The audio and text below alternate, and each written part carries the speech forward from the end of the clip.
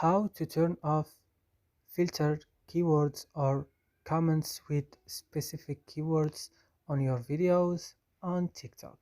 Today I will show you how to do this, guys. Just watch this video until the end and make sure that you like and subscribe in this channel. So let's start. First you will just open TikTok.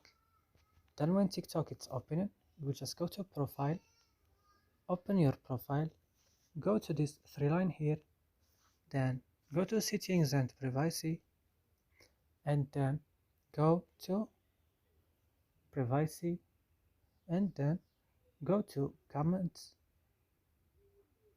and here filter keywords. Turn off this option by clicking like this, and that's it. I hope this video is useful for you. Don't forget to like and subscribe in this channel, and see you next video.